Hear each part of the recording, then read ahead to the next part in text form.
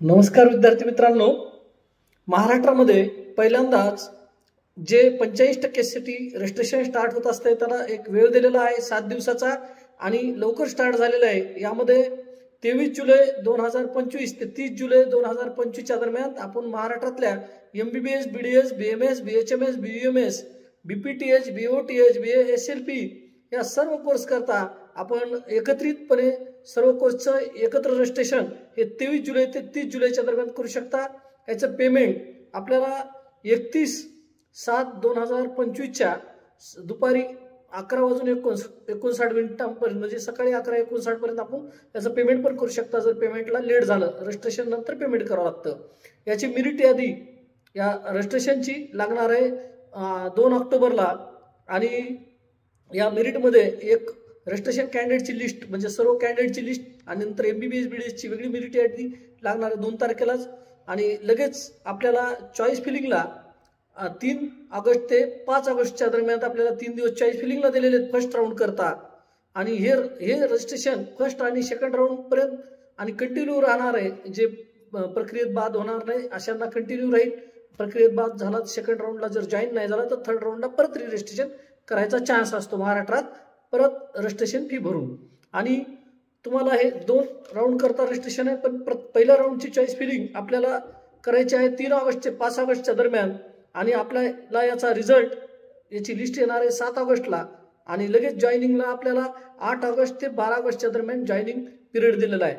आता याकरता आपल्याला डॉक्युमेंट काय काय लागणार आहेत महत्त्वाचं म्हणजे तर आपल्याला रिक्वायर्ड डॉक्युमेंटमध्ये आधार कार्ड ID प्रूफ म्हणून आधार कार्ड लावू शकता, ड्रायव्हिंग लायसन्स, पॅन कार्ड किंवा बाहेर देशात जायचा पासपोर्ट पण लावू शकतात। तसंच या ID प्रूफ सोबत तुमचं ॲडमिट कार्ड पण लागणार आहे महाराष्ट्रातल्या विद्यार्थ्यांना जे की रजिस्ट्रेशन आपलं नीटच्या परीक्षा सेंटरवर तुम्ही घेऊन गेला होता त्याच्यात तुमचा फोटो, थंब आणि सही मारलेला अपडेट पाहिजे आणि त्याचबरोबर नीटचा रिझल्ट, नॅशनॅलिटी नसेल तर तुमची 12वीची TC पण चालते, डोमेसिल सर्टिफिकेट रहिवासी प्रूफचं, SSC सर्टिफिकेट ज्याच्यावर डेट ऑफ बर्थ म्हणजे CBSE वाल्याला मार्कशीट असते आणि स्टेट बोर्डवाल्याला सनद असते ज्याच्यावर डेट ऑफ बर्थ असते ते। तसंच 12वीची मार्कशीट पण लागणार आहे, मेडिकल फिटनेस सर्टिफिकेट म्हणजे MBBS आणि त्यापुढील डॉक्टर BMS वगैरे चालणार नाही MBBS आणि त्याचा फॉर्मॅट आहे त्या फॉर्मॅटमध्ये तुम्हाला मेडिकल फिटनेस सर्टिफिकेट लागणार आहे आणि जे कास्टचे विद्यार्थी आहेत त्यांना कास्ट सर्टिफिकेट, कास्ट व्हॅलिडिटी आणि नॉन क्रिमिनल जे सर्टिफिकेट आहे ते 31 मार्च 2026 पर्यंत व्हॅलिड असलेलं पाहिजे सर्टिफिकेट। तसंच EWS कॅन्डिडेट आहे त्यांचं सर्टिफिकेट हे 1 एप्रिल 2025 च्या नंतरचं इश्यू झालेलं सर्टिफिकेट पाहिजे असते। डिफेन्सचे विद्यार्थी आहेत त्यांना डिफेन्सचं अनेक्स C ब्राउचरमध्ये दिलेलं आहे त्याच्यानुसार पाहिजे। डिसॅबिलिटी विद्यार्थ्यांना अनेक्स D आहे त्याच्यानुसार डिसॅबिलिटी म्हणजे तुमचं व्हेरिफिकेशन करून आलेलं सर्टिफिकेट लागणार आहे।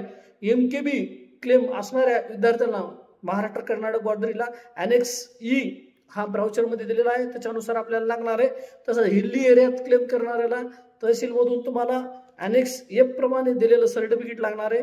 ऑर्फन अनाथ जे विद्यार्थी आहेत त्यांना certificate woman and child welfare डिपार्टमेंटचं दिलेलं सर्टिफिकेट लागणार आहे। तसंच मायनॉरिटीचे जे विद्यार्थी असतील जैन, मुस्लिम, ख्रिश्चन यांना तुम्हाला स्कूल लिव्हिंग म्हणजे TC वर तुमचा उल्लेख पाहिजे मायनॉरिटीचा आणि एक ॲफिडेविट तुम्हाला द्यावं लागणार आहे।